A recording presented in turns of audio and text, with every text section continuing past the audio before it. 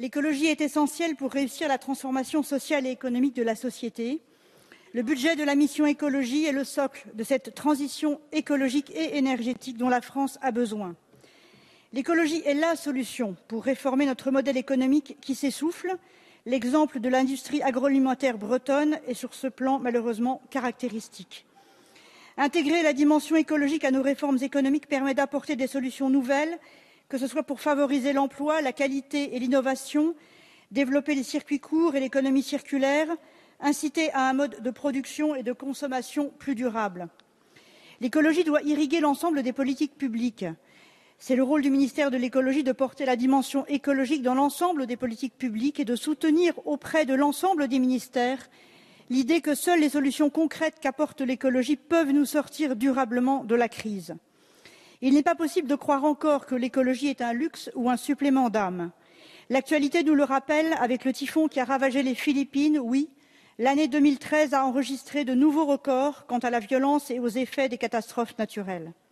Et le dernier rapport du GIEC fait état de prévisions très pessimistes sur les réchauffements climatiques. Et c'est pourquoi nous espérons que les négociations qui se tiennent actuellement à Varsovie déboucheront sur un accord concret.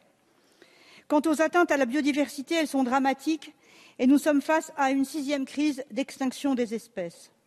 Avons-nous aujourd'hui un budget suffisamment ambitieux pour réussir cette nécessaire transition écologique, alors que l'année 2014 sera marquée par 2 projets majeurs? Le premier, c'est la loi sur la transition énergétique, qui fait suite à un long débat citoyen.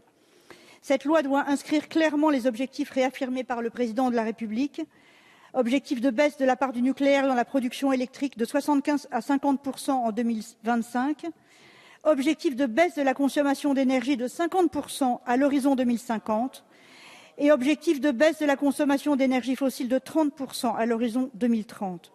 Atteindre ces objectifs de décroissance énergétique nécessite une politique globale et des investissements adaptés pour réussir le redressement économique durable. Le deuxième acte important, c'est le projet de loi cadre sur la biodiversité, première grande loi sur la nature depuis celle de 1976.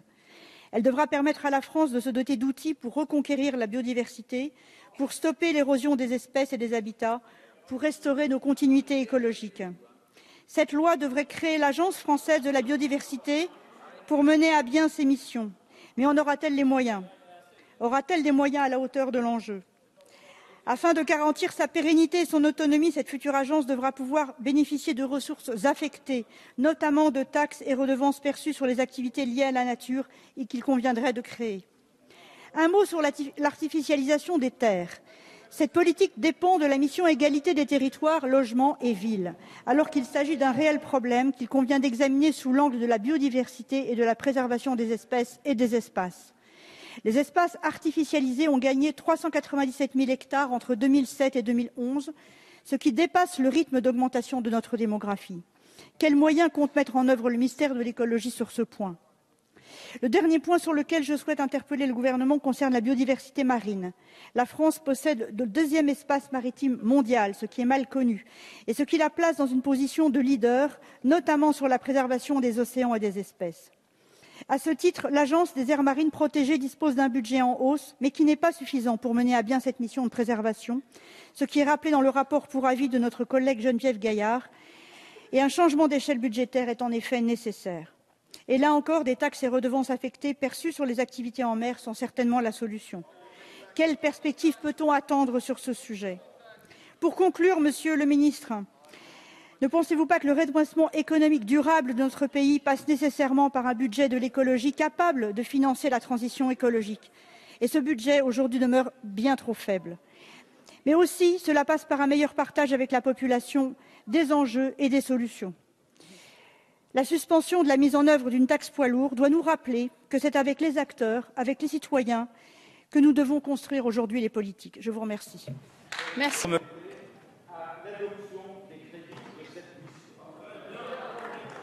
Je répète, la parole est à Madame Laurence Abeille pour le groupe écologiste pour 5 minutes, Madame la députée.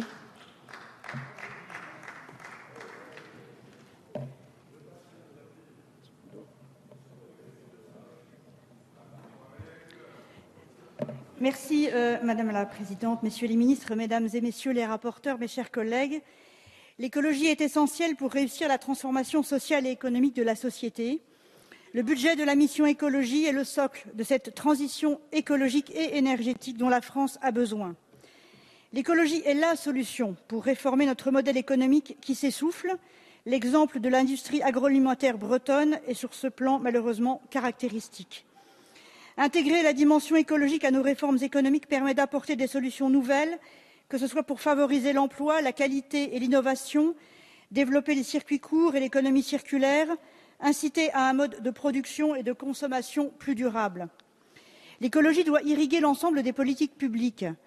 C'est le rôle du ministère de l'écologie de porter la dimension écologique dans l'ensemble des politiques publiques et de soutenir auprès de l'ensemble des ministères l'idée que seules les solutions concrètes qu'apporte l'écologie peuvent nous sortir durablement de la crise. Il n'est pas possible de croire encore que l'écologie est un luxe ou un supplément d'âme. L'actualité nous le rappelle avec le typhon qui a ravagé les Philippines. Oui, l'année 2013 a enregistré de nouveaux records quant à la violence et aux effets des catastrophes naturelles. Et le dernier rapport du GIEC fait état de prévisions très pessimistes sur les réchauffements climatiques. Et c'est pourquoi nous espérons que les négociations qui se tiennent actuellement à Varsovie déboucheront sur un accord concret. Quant aux atteintes à la biodiversité, elles sont dramatiques et nous sommes face à une 6e crise d'extinction des espèces. Avons-nous aujourd'hui un budget suffisamment ambitieux pour réussir cette nécessaire transition écologique, alors que l'année 2014 sera marquée par 2 projets majeurs? Le premier, c'est la loi sur la transition énergétique, qui fait suite à un long débat citoyen.